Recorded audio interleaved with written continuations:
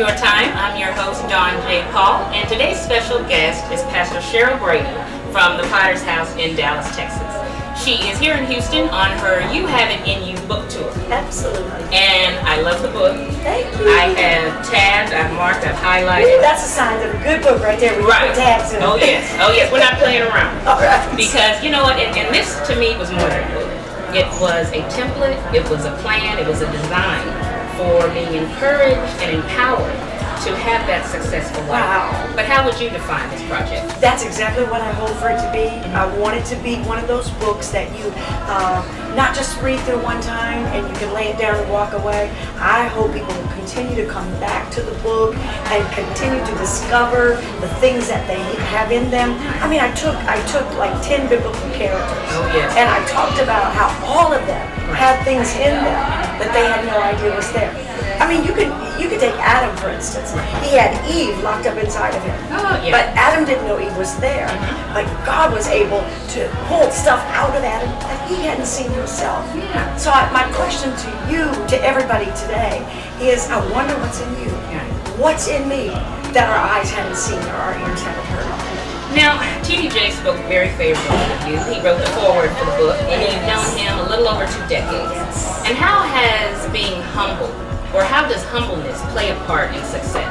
Well, I think for me, it's just a lot of gratitude. It's a lot of gratefulness because I know how my life could have turned out. Oh yeah. When I look back over, you know, the song says, when I look back and I think it over. I'm telling you, I'm a high school dropout. I left school when I was 15 years old, just because of different circumstances, and I never went back to school. And when I think about where I could have been, should have been, would have been, if it had not been for the Lord that was on my side. Yeah. So I'm telling you, that'll keep you humble right there. Because you know, no matter what happens in your life, you can't take any credit for that. That's right. You have to stand back and say, to God be the glory. Yeah. That's me. Well, you know what? And that's something else I want to touch on. I like what I love about the book, love many parts of it, but what I love about this book, one of the things, is how you take off the makeup, you let the hair down, you take off the fancy clothes, and you put the title to the side. That's real. And you are honest about who you are and where you came from. And I remember in the book where you wrote about how you had to stretch out the milk by adding water, which we all, had to do. But do you think that's why this book has been so successful and well received, is because you are open about your struggles? I hope so, because I want people to know. When I say I dropped out of high school, I'm not saying it because I'm proud. And I would suggest that nobody do that today. However, through those kind of things, I've taken the long road. I've been around a long time. But I would take anything for it, because I met Jesus myself. I found him to be a provider. When he says, I am Jehovah Rapha, your healer, I remember the times that I had to walk with my babies and pray and worship and sing till the fever broke out of their bodies, because I didn't have insurance. I didn't have a doctor to go to. Didn't have baby Tylenol. All I had was Jesus. And I'd have to sing until I get him under house arrest. And I get God under house arrest. You know, when God gets in the house, he's going to straighten everything out. Oh, yeah. And so I know those things about it for myself. And I think that's so important today, because it's like cool to be a believer today, but when it really, there's a difference between knowing church and knowing God. Right. And I had to meet God on the backside of the desert. And so if that comes through in the book, that's great to me. Well, look, I think it does. And another part of the book I like is that you encourage us to follow our own journey. And how have you seen it be detrimental in other people's lives when they are focused on other people as opposed to their own journey? Yeah, well, I believe a little bit of both. I believe that there's no way I can push you into your destiny and God not get behind me and push me. There's something about, as you help somebody else, there's something about God turning around and helping you. Look at Ruth and Naomi. Yeah. Naomi was an old lady. She couldn't get out there in the fields and glean. Yeah. But here comes Ruth. She goes into Boaz's field, steps into his field, and gleans. And there's a chapter in the book called The Grace to Start Over, Right. dealing with these two ladies. Yeah. And she went in and gleaned in that field, doing it for her mother-in-law. And at the same time, she ends up owning the very field that she went to glean in. You know, because when you help somebody else, God will help you. It comes back to you. It does. Now, that's it's good we started talking about Naomi and Ruth, because it's so many characters in the Bible that you could have used. How did you decide which characters? Because from these characters, you explore their lives, and we see how we have in us strength, just like, well, they didn't know they had it. Absolutely. But we find it kind of in the stories that, we pull from these characters. I think I found myself in all of those. Really what it was, see, I was in my early 30s before I knew a preacher was in me. Literally, I had no idea. It was as if one day I was just me, and the next day it was like God went, shh, meet the preacher, Sheryl Brady. And I'm like, are you serious? You know, I lived 30 years with a preacher in there and didn't have a clue. I just wanted to be a good mother, a good wife, and a good worshiper. Yeah. And then all of a sudden, here comes that gift being made manifest. I didn't know it was in there. Then as I was going out of my 30s, I became a pastor. Would have never thought it. I became a conference speaker. And now in my 50s, here comes a book. So there was an author in me. All of that was in me when I dropped out of high school. I didn't know it was there. So I went to the scripture and I said, God, is it possible that there's somebody in scripture that had these same kind of feelings? And once I got into the book, I realized, old folks would say, pert near everybody in the Bible. They had. Now, I can tell you from a Baptist, Southern Black Baptist. They had no idea. Like a Gideon. He thought he was a coward. He thought he was the least in his father's house. He ends up being one of the greatest military strategists in the Old Testament. But it's all in God digging in us, pulling it out, and showing us what we have in us, and us having the courage to run after. Right. Courage. Courage is the key word. Now, something else I wanted to touch on was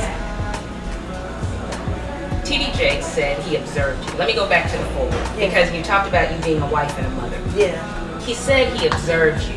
He saw something in you. How important is it for us to be honest with ourselves? And to not put up a front, but be honest and be real, because that's really the only way you're going to see. Absolutely. Right. Talk a little bit about that. That's the part of us that God knows.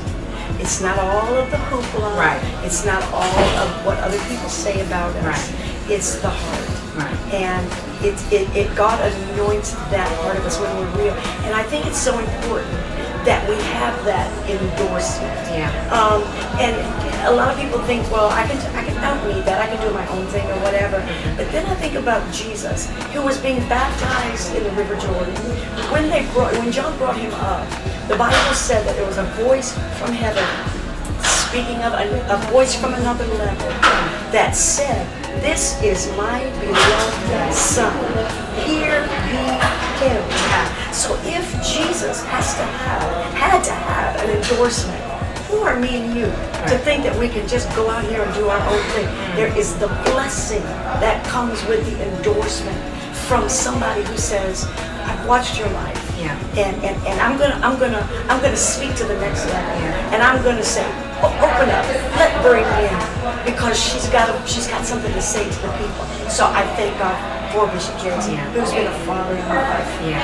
Now, something else I love. Like I said, I have many things about this book I love, but I love when you don't sugarcoat it. You don't tell us our life is going to be puppies and rainbows and perfect. Now, how through adversity? You also talk about God uses difficult circumstances to help us find the power in ourselves. What has God revealed to you in difficult times? He's revealed to me, okay, let's say it like this. If I had an olive in my hand right now, if I squeezed that olive, in a few minutes, if I just rolled it around in my hands, you might not even be able to identify that it's an olive. but everything that was in that book would have come out because of the pressure. Good analogy. And that's our lives. It's many times we go through pressure, we go through pain, and by the time usually God gets ready to use us, it's hard to even identify the old us. But what was in us, which is costly, which is the oil of the olive, the oil that's in your life, the oil that's in my life, that's how you get it out. It's going through hard times. It's going through, and not just hard times, because there's people that go through hard times but don't always come out with the lesson. And I've always been like, Lord, if I'm going to go through this, let me come out of here with something. Learning something. I cannot come out empty-handed. I've got to come through it, and I've got to come out with a victory. And I think that if there's anything adversity has taught me, is that's how God advances us. He advances us by being faithful in the middle of adversity. T.D. Jakes said something. I was watching TV and he was on a talk show, and he said, "I don't have a period behind my name. I'm not T.D. Jakes pastor. I'm T.D. Jakes pastor, author, because he says he has so many gifts. Sometimes many times we have more than one gift. Absolutely. When did you realize you had a comma behind your name?" I think I'm still realizing it. I'm amazed that, I was 30 and I became a preacher. Now I'm 50 and I'm an author. And so I'm saying to myself, Lord, what is next? See, I believe the Bible said that God sat down on the earth in the beginning. He sat down on the earth. Nothing was there. It was formless. It was void. And he sat down. The Bible said that he brooded over, or that he moved over the face of the deep. Once he did that, out of nowhere, fish began to swim. Birds begin to fly. Trees begin to yield their fruit. So I believe, and I went to God and I said, God, will you just sit on me in my life? Because as you sit on me and brood over me, I believe you'll bring this stuff up out of me that's been there the whole time that I didn't know was there. And it's not an easy thing to allow God to sit on your life, but it sure has great benefits. Well, before we go, I want you to give us your website where we can find the book and where we can buy the book, and also where we can keep up with what you're doing in your ministry. You can go to SherylBrady.com. You can get my itinerary through things like that. You can also get the book there. You can also get the book at Barnes & Noble, Amazon.com. Pretty much everywhere books are sold, you can pick it up there. And once you get it and you read it, and I want you to write me and let me know that you discovered there's some real gifts inside you, because I promise you they're there. They're there. We have this treasure, and it's in earthen vessels. Well, you know what? And this is, everybody, this is the debut book. This is not the second. So if this is the debut book, I'm ready for the second or third. Because this is another buried treasure, right? Absolutely. Buried treasure. Absolutely. So I want to thank Pastor Sheryl Brady, such a sweetheart, and a woman of God. A woman of God. And I mean that. I mean that. But I want to thank you all for watching, and I want you to buy the book. I want you to read it. It's not just going to make you feel good for a little bit. References to the Bible, and this is the real deal. So I hope you learned something today, and as always, make the most of your time and have a great day. Bye-bye.